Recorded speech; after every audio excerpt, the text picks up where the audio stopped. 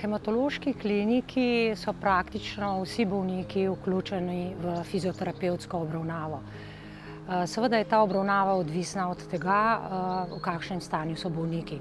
Tako imamo na eni strani bolnike, ki so tekom zdravljenja popolnoma pokretni, samostojni v dnevnih aktivnostih. Pri teh bolnikih je moja naloga, da jim razložim pomen telesne vadbe med zdravljenjem. To pomeni, da jim pokažem vaje, delamo predvsem vaje za mišično moč, z elastičnimi trakovi, z lastno težo, utežmi. Imamo pa tudi sobna kolesa, na katerih izvajajo aerobno vadbo. Potem imamo pa na drugi strani bolnike, ki imajo tekom zdravljenja večje ali manjše probleme z gibanjem in seveda tudi popolnoma nepokretne bolnike. Ti bolniki pa potrebujejo vsakodnevno zelo intenzivno fizioterapevtsko obravnavo. Pomembno je, da se fizioterapija pri teh bolnikih začne čim prej, da je škoda čim manjša in seveda, da je program vadbe individualen, glede na oceno stanja bolnika.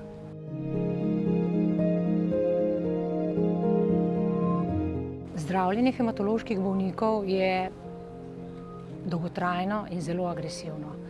In med posameznimi cikli zdravljenja, če stanje bolnika dopušča in je krvna slika ustrezna, smo zelo zainteresirani, da gre bolnik za nekaj časa domov. Seveda to ne pomeni, da potem doma leži, počiva, ampak da izvaja vadbo, da ostane aktiven. Namreč želimo, da se bolnik fizično in tudi psihično okrepi, da potem, ko pride nazaj, da lahko nadaljuje s tem zdravljenjem. So bolniki, ki so starejši, slabše pokretni, slabše zmogljivi. Njim predlagam samo mogoče krajše sprehode, pa 2 lažji vaji, in že to je ponavadi dovolj. So pa mlajši bolniki, ti se celo med zdravljenjem ukvarjajo s športnimi aktivnostmi. Izvajajo več vaj. Torej, gre za to, da vsak dela toliko, kolikor zmore.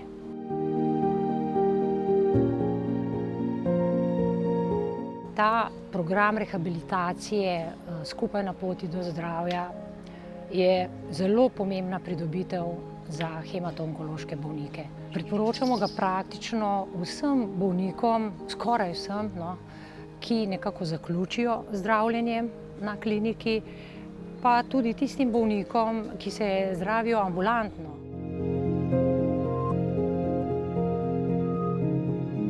Ta program poteka tako, da imamo enkrat tedensko skupno vadbo, približno 1 uro. Ta vadba je prilagojena bolnikom, poteka tako, da vedno začnemo z ogrevanjem, potem naredimo vaje, dinamične vaje za roke, trup, noge, vključeno so tudi vaje za ravnotežje, potem nadaljujemo z vajami za mišično moč, z elastičnimi trakovi, pa tudi z lastno težo in vadbo zaključimo z razteznimi vajami in dihalnimi vajami. Bolniki, pri katerih opazimo napredek in ki zlahka opravljajo te vaje, jih napotim na kineziološko vadbo. Ta vadba je malo bolj zahtevna, malo težja, tako da potem imajo še to vadbo, se pa dostikrat udeležujejo obeh vadb. Tako da imajo 2 uri vadbe, organizirane vadbe na teden in so zelo zadovoljni. Bolniki zelo z veseljem sodelujejo v tem programu, so motivirani, redno se udeležujejo. Seveda bolnikom tudi povem, kaj lahko naredijo še sami, da naj vsakodnevno čim večkrat hodijo, potem pa da še enkrat do 2-krat tedensko naredijo vaje za moč sami.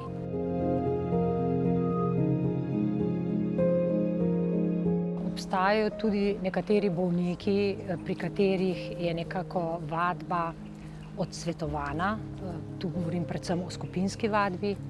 Ta stanja so predvsem hude bolečine, kakšni sveži zlomi, huda srčna popuščanja in podobno. Taki bolniki niso primerni za neko skupinsko vadbo, ampak vedno obstaja način, da človek nekaj naredi. To pomeni že to, da vstane iz postelje, da se sam sprehodi do stola, da mogoče te dnevne aktivnosti sam opravlja. Že to je pomembna stvar. Pravzaprav vsako stvar, tudi hoja po stopnicah, delo na vrtu, igranje z vnuki, vse to je neka aktivnost, ki jo pač priporočamo, a ne?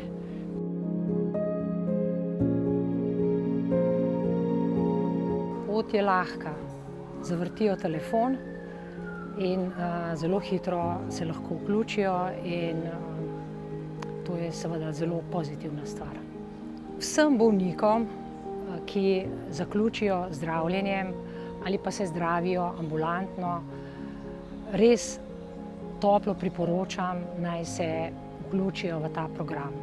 Dobili bodo vse informacije, ker gre za celostno obravnavo, ne samo glede gibanja, tudi glede prehrane, imeli bodo psihološko podporo. Na ta način se bodo lažje vrnili v običajno vsakdanje življenje.